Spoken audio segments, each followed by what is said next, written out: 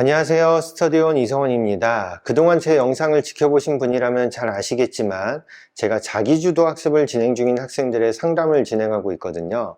근데 얼마 전에 고등학교 1학년 자녀를 둔 학부모님께서 최근에 치러진 1학년 첫 중간고사 시험지와 그 문제를 어떻게 풀었는지 자녀분의 풀이 과정을 저에게 상세히 보내주셨습니다. 제가 그 풀이 과정을 보고 나서 이 친구가 시험이 끝난 뒤에 오답풀이를 한 것까지 꼼꼼히 지켜봤거든요. 근데 그 중에서 어떤 문제에 대해서 이 학생이 이 문제를 좀 다르게 풀었으면 어땠을까라고 생각이 드는 게 있어서 여러분들과 공유하기 위해서 영상을 만들게 됐습니다. 사실 오늘 문제가 굉장히 어려운 문제는 아니고요. 많은 학생들이 기본적으로 많이 연습하게 되는 문제거든요. 근데 종종 이 개념을 어려워하는 학생들이 있어서 오늘 한번 풀이를 공유해 보도록 하겠습니다.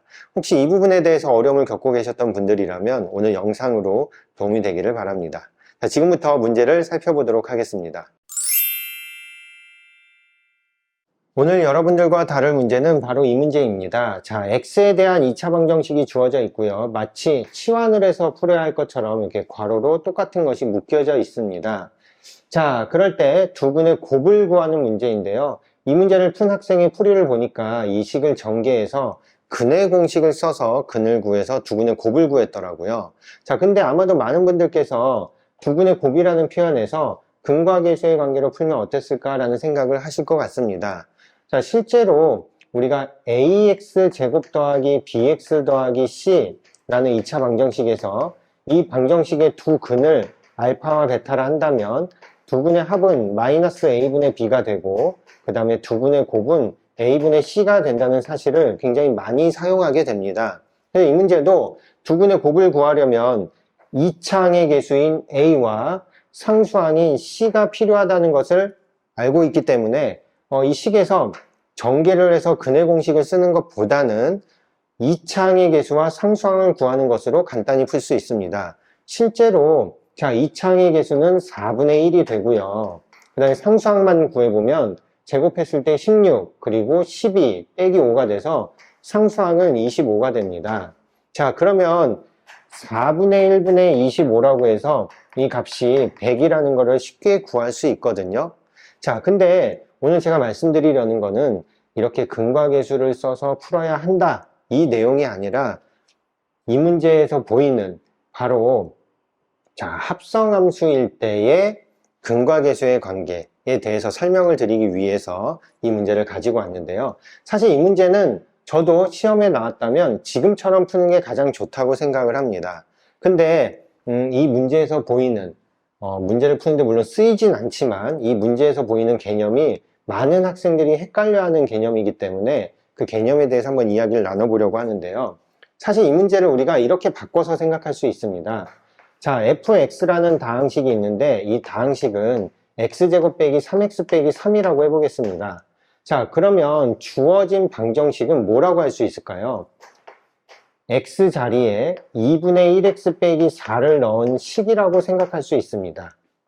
실제로 자, fx가 x제곱 빼기 3x 빼기 3이라면 f 2분의 1x 빼기 4라는 것은 x 자리에 2분의 1x 빼기 4를 넣자라는 얘기거든요. 그래서 이제 x제곱이 아니라 2분의 1x 빼기 4의 제곱이 될 거고요. 그리고 마이너스 3x가 아니라 자, 이렇게 식이 바뀌게 될 겁니다.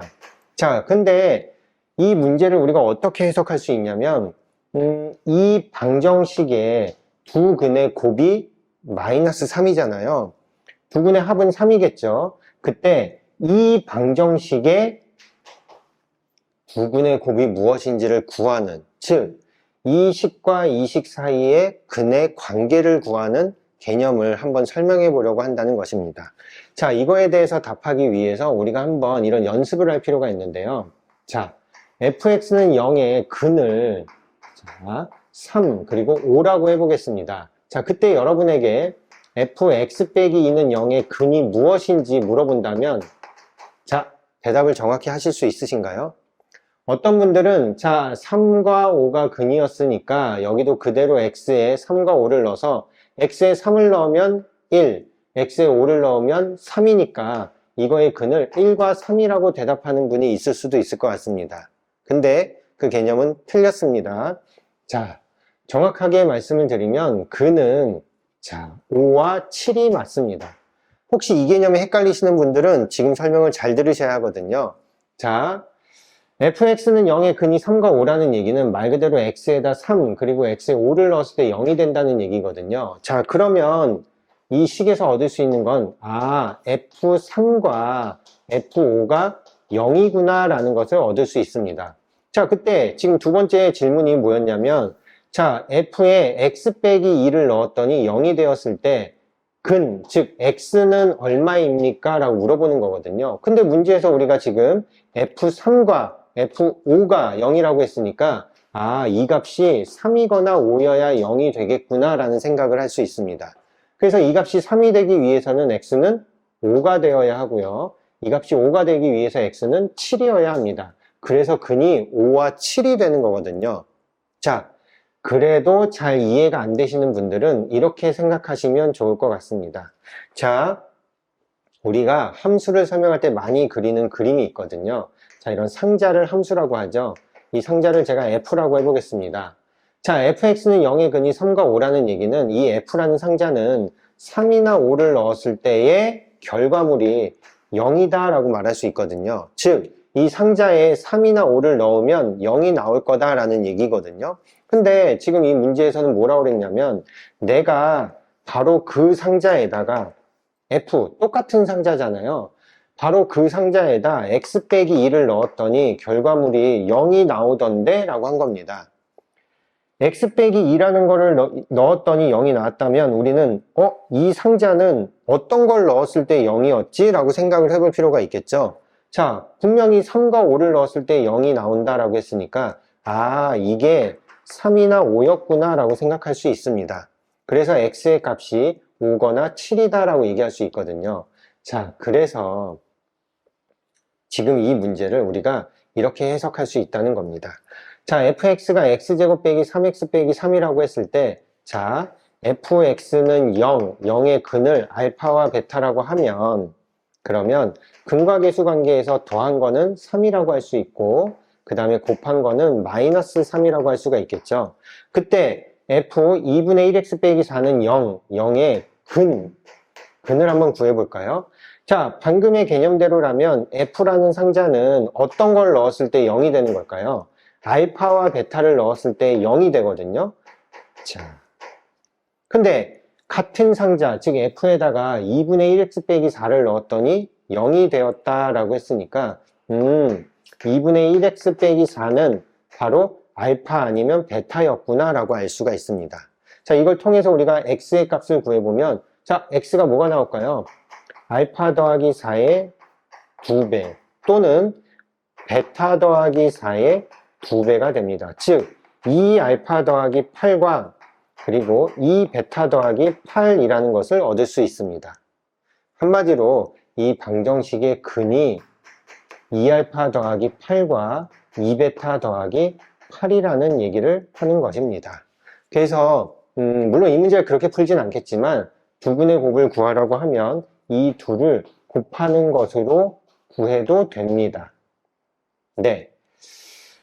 이 문제를 이렇게 푸는 것도 사실 썩 좋은 방법은 아니겠죠. 훨씬 더 쉽게 풀 수 있는 방법이 있는데 굳이 이렇게 풀 필요는 없습니다. 근데 이 문제를 보고 이 부분을 치환해서 풀려고 하는 분들이 있을 거거든요. 그분들은 사실 지금 이 개념을 적용하려고 했던 거나 마찬가지인데 분명히 치환을 하면 인수분해가 안 되기 때문에 오히려 더 복잡하게 느껴질 겁니다.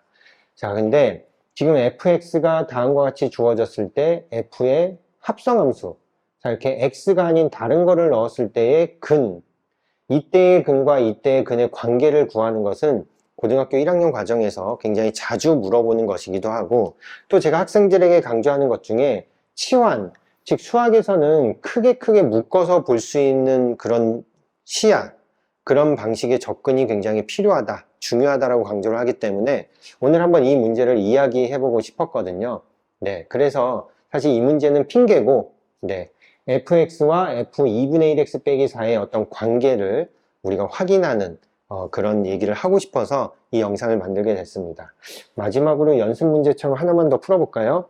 자, 우리가 한번 이렇게 해볼까요? fx는 0 이걸 이렇게 해보면 좋겠네요. 이 문제보다도 자 fx 빼기 1은 0의 두 근이 각각 4와 마이너스 1이었다고 해보겠습니다.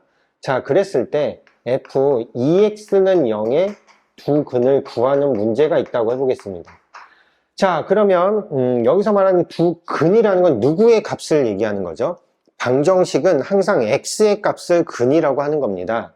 즉 x가 4일 때 그리고 x가 마이너스 1일 때가 된다는 얘기거든요. 그럼 여기다 대입하면 f3과 그리고 f-2가 0이라는 이야기를 해준 겁니다.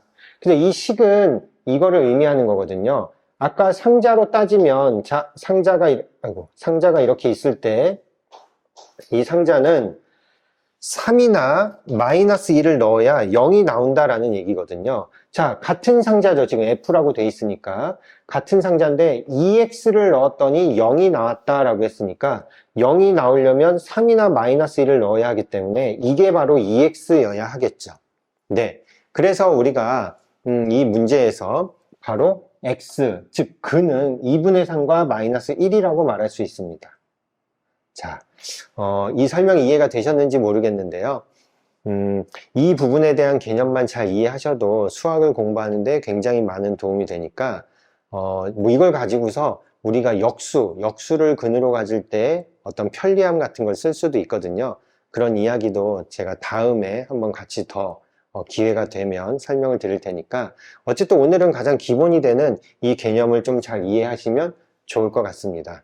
네, 이렇게 조금 어떤 문제를 통해서 여러분들께 좀 도움이 될 수 있는 것들을 종종 영상을 준비하도록 할 테니까 이런 건 학부모님보다는 자녀분들이 직접 보셨으면 좋겠는데요. 물론 공부를 잘하는 학생들은 이런 이야기가 특별하지 않을 수도 있습니다. 근데 혹시나 이런 문제들에 쓰이는 개념이 아직 헷갈리시는 분들은 이 영상을 통해서 도움을 얻으셨길 바라고요. 그리고 이번에 문제 풀이를 보내주신 분께서는 사실은 이 문제의 정답을 맞췄거든요. 그리고 그 풀이도 틀린 건 아닙니다. 근데 그 부분이 제가 항상 강조드리는 것과 관련이 있는데요. 정답을 맞았다라고 해서 그냥 넘어가는 것이 아니라 이게 이렇게 푸는 것밖에 없는지, 혹시 다른 방법은 없는지, 그리고 시험에 이런 문제가 나왔다면 나는 어떻게 푸는 게 좋을지 이런 것들을 계속 고민하면서 풀어야 하거든요. 그런 면에서 한 번쯤 다시 자신의 공부 방법을 생각해보는 계기가 되었기를 바랍니다. 네, 다음에도 또 알찬 내용으로 돌아오도록 하고요. 다음 영상도 기다려주시면 감사하겠습니다. 다음에 또 좋은 강의를 가지고 찾아오도록 하겠습니다. 감사합니다.